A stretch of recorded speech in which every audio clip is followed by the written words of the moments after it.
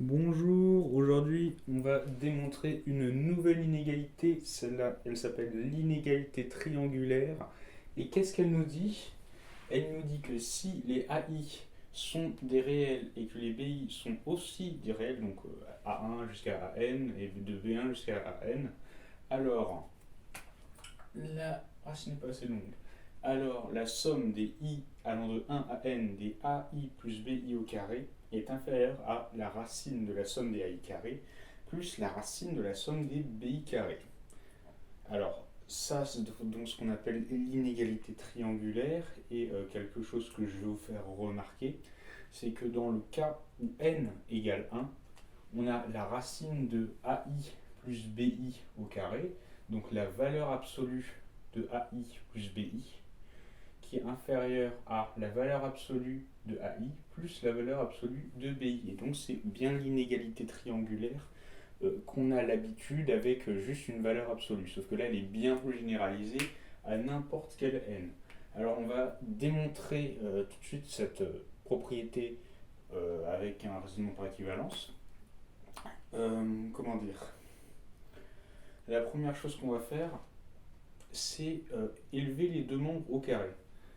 Cette, ça, ça équivaut à dire, bon, je vais dire pourquoi, les deux côtés sont supérieurs ou égaux à 0 parce que la somme de deux racines carrées est positive et une racine est toujours positive en fait. Donc ça en fait, ça équivaut à dire que la somme des i égale 1 à n des ai plus bi au carré, excusez-moi c'est très en biais, est inférieure à la somme des i égale 1 à n des ai carré plus 2 somme des i égale 1 à n des plus 2 fois la racine des ai carré somme fois la somme des i égale 1 à n des bi carré plus la somme des i égale 1 à n des bi carré. Bon, d'accord. Cette somme qu'on a à gauche, je vais la séparer. En fait, je vais juste développer le carré. Vous voyez, j'aurais pu le faire carrément maintenant. Hein.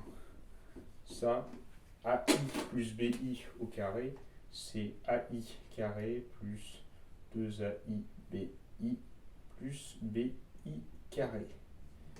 Ok, et en fait, j'ai séparé la somme parce que ce AI carré va s'annuler avec lui, ce BI carré va s'annuler avec lui, et tout ce qui nous reste à montrer, en fait, ça équivaut à dire que la somme des i égale 1 à n des ai bi est inférieure ou égale à la somme, la racine de la somme des i égale 1 à n des ai carré fois la somme des i égale 1 à n des bi carré.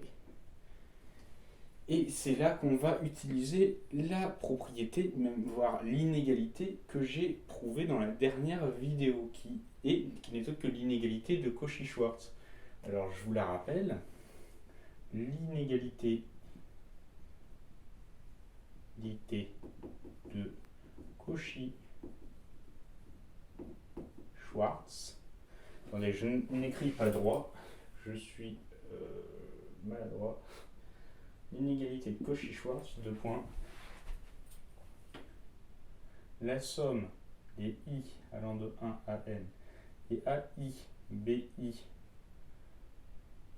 le tout au carré est inférieur ou égal à, ou même en fait, je vous avais montré qu'il y avait une autre façon de l'écrire, qu'on pouvait aussi l'écrire valeur absolue de la somme des ai bi inférieure à racine de la somme des i allant de 1 à n et ai carré racine de la somme des i de 1 à n des bi carré. Voilà, c'est donc ça l'inégalité de Cauchy-Schwarz. Et donc, en fait, on voit donc que cette expression-là, elle va être supérieure à celle-là. Sauf que, évidemment, la valeur... En fait, c'est la même chose qu'on a là, sauf que là, c'est en valeur absolue. Donc, évidemment que ce truc-là est supérieur à ce truc-là. La valeur absolue d'un réel est toujours supérieure ou égale à ce réel. On en conclut, donc, d'après l'inégalité de Cauchy-Schwarz, que A supérieur à B et B supérieur à C, donc A supérieur à C. Donc, on a bien notre racine là qui va être supérieure à ce terme-là. Et comme on a raisonné par équivalence, on a donc bien prouvé que pour n'importe quel AI et BI, cette inégalité-là est vérifiée. Voilà. Maintenant, il est aussi intéressant de regarder les cas d'égalité. À quel moment, en fait, est-ce que cette inégalité est une égalité ? Premièrement, on remarque de façon assez triviale, si je puis me permettre, que lorsque tous les AI sont égaux à 0, hop, en fait, on a la racine de la somme des BI carrés qui est inférieure à, ça vaut 0, inférieur ou égal à la somme des BI carrés. Donc on a bien égalité quand tous les AI sont inférieurs ou égaux à 0.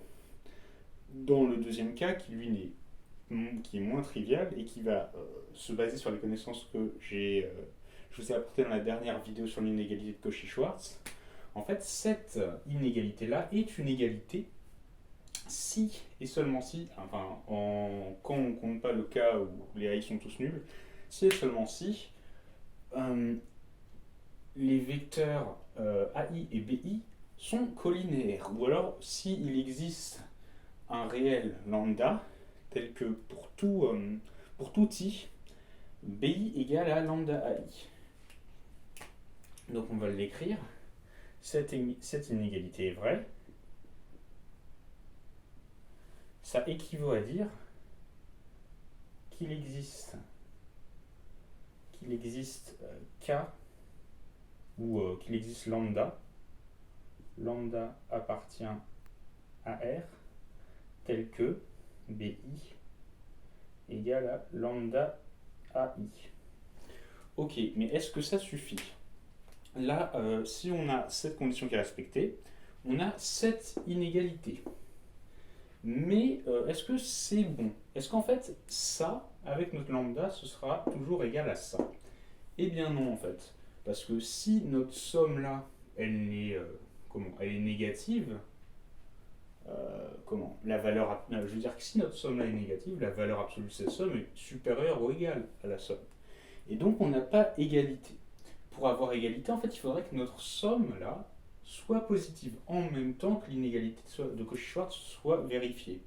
Et comment on fait ça ? En fait, ça veut dire que AI et BI ont le même signe. C'est-à-dire, imaginons que les AI et BI soient inférieurs ou égaux à 0, et bien AI fois BI, ce sera supérieur ou égal à 0. Et si les AI sont s'ils sont tous les deux supérieurs à 0, alors là, forcément, ce sera une somme positive. Et donc, il faut, en plus, que BI égale lambda AI, que ces deux trucs-là soient du même signe, en fait. Et donc, pour ça, il faut que lambda appartienne à R+. Hop, je l'écris là. Si lambda appartient à R+,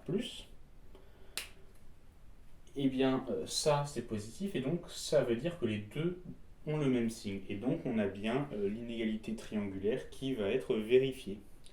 Alors voilà, j'espère que la vidéo vous a plu, que ce n'était pas trop confus et j'espère vous retrouver dans une prochaine vidéo. Salut!